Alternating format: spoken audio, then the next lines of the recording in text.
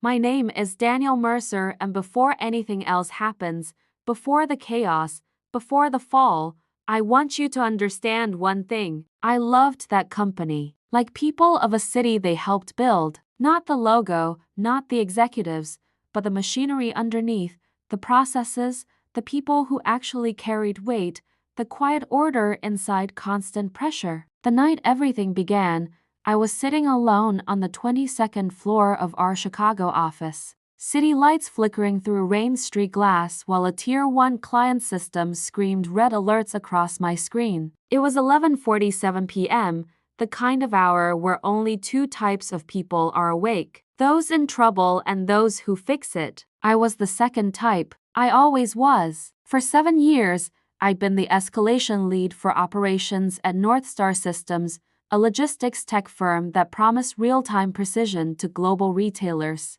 When something broke, and it always broke, I was the one called. That night, I patched a cascading failure that would have cost the client millions by morning. I documented every step, stabilized the load, and sent the resolution summary to leadership. No reply. There never was. At that hour, I packed my bag, took the elevator down, and didn't know it was the last time I'd save them without conditions. The next morning, HR booked a sync. That word should have warned me. I walked into a glass conference room where my director, Paul Hargreave, sat stiffly beside a woman I didn't recognize. Late 30s, perfect posture, notebook already open. Paul smiled the way people do when they're about to lie and want credit for courage. "Daniel, this is Evan," he said. "She's joining the team, shadowing you for knowledge transfer." Knowledge transfer. Two words that landed like a punch. I asked how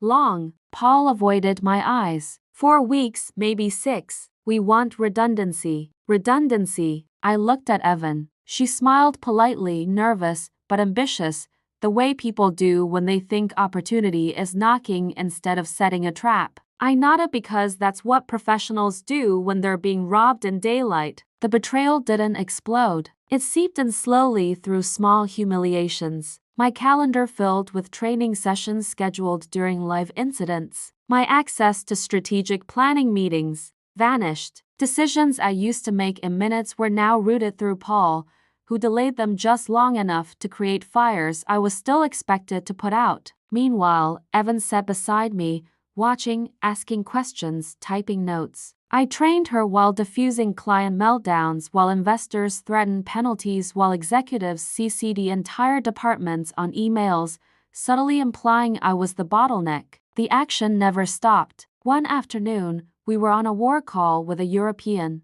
retailer whose distribution hubs had frozen mid-shipment. Voices overlapped, blame flew, and Paul cut in sharply. "Daniel, explain why this wasn't anticipated." I did, clearly, precisely. Evan followed along wide-eyed. 10 minutes later, Paul reframed my explanation as a learning opportunity and asked Evan how she'd approach it next time. That was the moment something inside me went cold. After the call, I finally checked her background. Evan wasn't just new. She was Paul's sister-in-law. The realization hit with perfect clarity. This wasn't redundancy. It was replacement dressed up as mentorship. They needed my knowledge extracted, my role diluted, my exit clean. And when the next failure came, and it would, they'd need someone to blame. That someone was me. I felt anger, yes, but stronger than that was focus. My hands stopped shaking. My thoughts slowed, sharpened. I replayed every policy, every clause, every handover document I'd ever written. I realized something that changed everything. I was not trapped. I was positioned. That night, alone again in the office long after Evan had gone home, alarms blinking quietly like distant flares, I made a decision that felt less like revenge and more like physics. I would give them exactly what they asked for. Nothing more, nothing less. And I would step away at the precise moments their illusion of control became irreversible. That was when I understood the truth. The handover was inevitable. But what came after was entirely up to me. I told myself I wasn't angry. Anger is loud, messy, and it makes you sloppy. What I felt instead was a kind of disciplined pressure, like holding a plank until your muscles stop screaming and go numb. Still, the first week after the truth settled in, I slept badly. I replayed conversations in my head, searched for alternate paths where this didn't end with me training my own replacement, wondered if confronting Paul directly would change anything. Every version ended the same way: denial, corporate language, and a quiet acceleration toward my exit. So, I stopped fantasizing about fairness and started thinking in terms of leverage. My plan didn't arrive fully formed. It emerged in fragments built during moments of motion while sprinting between calls while Evan asked me to explain something she didn't yet understand, while executives demanded miracles without wanting to know how they worked. The core rule I set for myself was simple. Everything had to be clean. No sabotage, no lies, no violations. If this company went down, it would be because it had been standing on borrowed strength and finally had to support its own weight. The first internal conflict was Evan herself. She wasn't cruel. She was competent, curious,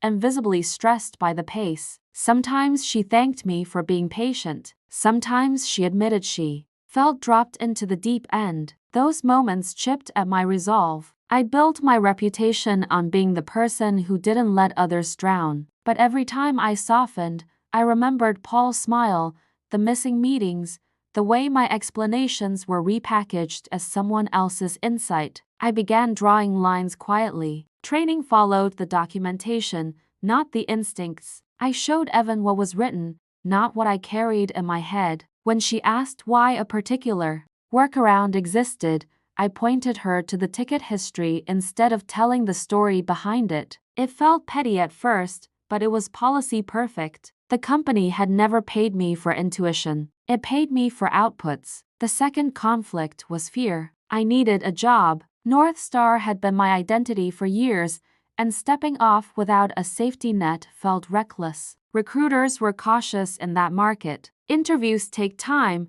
and if I misjudged the timing, I could end up unemployed while North Star limped along just fine. I started testing my assumptions in small ways. On a Tuesday morning, during a minor incident, I waited, not long, 5 minutes. Normally, I would have jumped in instantly. Instead, I watched the escalation channel fill with confusion as managers debated ownership. Evan hesitated, unsure whether to act. Paul pinged me directly asking for a status update. I responded with a neutral summary and a link to the runbook Evan had been trained on. Another 5 minutes passed before Evan followed the steps and stabilized the issue. Nothing catastrophic happened, but something important did. Leadership felt the delay. After the incident, Paul scheduled a process review. He framed it as concern about response times. I framed my answers around training progress and documentation coverage. The dance had begun. The next risk was external. A major client was planning a regional expansion that